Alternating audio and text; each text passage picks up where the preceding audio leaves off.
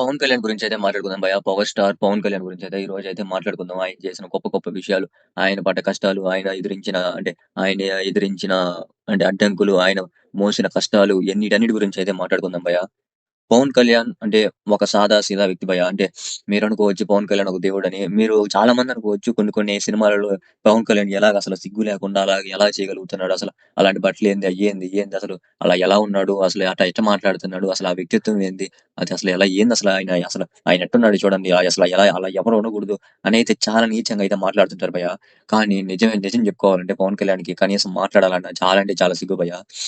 కొన్ని కొన్ని విషయాలు ఎలా ఉంటాయి భయ్యా, విధి ఆడే వింత నాటకంలో చాలా మంది ఒక పాత్రలాగా అవుతారు భయ్యా. అంటే అసలు మాట్లాడలేనోడే ఇప్పుడు అంత పెద్ద స్పీచ్ ఇచ్చి అసలు రాజకీయాన్ని, పాలిటిక్స్‌ని గజ గజ గజ గజ వణికిస్తున్నాడు భయ్యా. అలా ఉండిద్ది భయ్యా విధి అంటే. అసలు మాట్లాడటానికే సిగ్గుపడే వ్యక్తిని ఒక తెలుగు టాలీవుడ్ ఇండస్ట్రీకి ఒక దేవుడిని చేసింది. పాలిటిక్స్‌కి ఒక రాజుని చేసింది భయ్యా. అలా ఉండిద్ది భయ్యా విధి అంటే.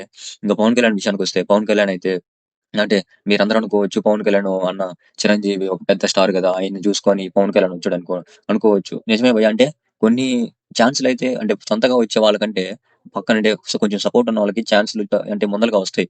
కాబట్టి ఆ ఛాన్స్‌లు మనం మాట్లాడుకోలేం. కానీ ఆ ఛాన్స్‌లొచ్చిన తర్వాత కూడా గట్టిగా పట్టుకొని వాటిని ఒక ఒక లెవెల్‌కి తీసుకెళ్ళి వాటిలో ఎదగాలనే పట్టుదల కొంతమందికి ఉండేది భయ్యా. ఆ కొంతమందిలో పవన్ కళ్యాణ్ గూడా ఒకడు. ఆయనకి ఎన్నెన్నో ఫ్లాపులొచ్చినియి. కానీ ఎన్నెన్నో అంతకు మించిన బ్లాక్ బస్టర్‌లు ఎన్నో గూడా వచ్చినాయి భయ్యా. కానీ ఎప్పుడు గూడా ఆయన మాత్రం వెనకంజ మాత్రం వేయలేదు. ఆఖరికి సినిమాలే కాదు భయ్యా. సినిమాలు మీరు నాటకం అనుకోవచ్చు. నాటకం గదా! సినిమాలలో అలా చూపిస్తారు అంతే కదా అనుకోవచ్చు. కానీ రియల్ లైఫ్‌లో అతను ప్రజల కోసం ఏదన్నా చెయ్యాలి.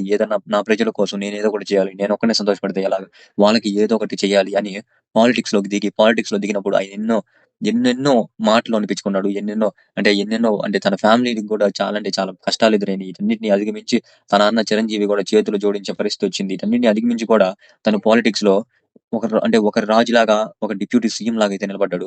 అది ఒక మాటలో కాదు భయ్యా. దాన్ని అవ్వటానికి కనీసం 10 సంవత్సరాల పైనే అయితే పట్టినియి. కాబట్టి దాన్ని మాత్రం ఎవరు గూడా మర్చిపోలేరు భయ్యా. ఇలాంటైన ఇంకా అలాంటి ఆయనైతే పుట్టను గూడా పుట్టడు భయ్యా. ఈ జన్మకి అంటే ఈ జన్మకి, మన జన్మకి ఇంకా ఆయన ఒక్కడే ఒక దేవుడు. ఇంకొక విషయంగా చెప్పుకోవాలంటే ముందల Pawan Kalyan Chiranjeevi ఎనకాలుండేవాడు.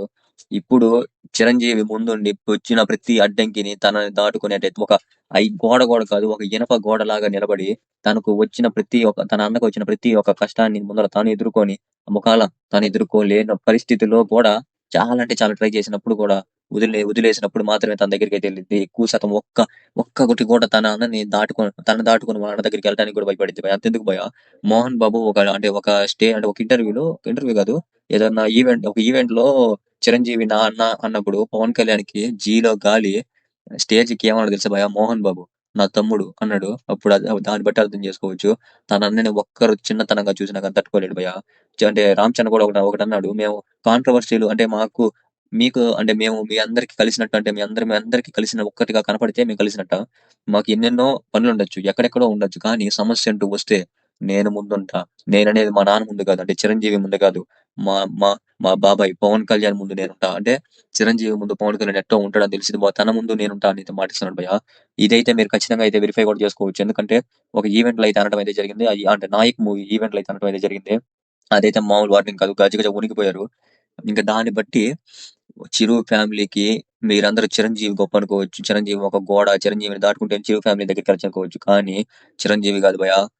Power star family అది. పవర్ స్టార్ ఫ్యామిలీ అని పిలవచ్చు. కాబట్టి దీని మీద నేను కరెక్ట్‌గా చెప్పాను అనుకుంటే మాత్రమే ఖచ్చితంగా సబ్స్క్రైబ్ చేయండి. బెల్ ఐకాన్ ప్రెస్ చేసి ఆన్‌లో పెట్టుకొని అలాగే లైక్ బటన్ ప్రెస్ చేసేయండి.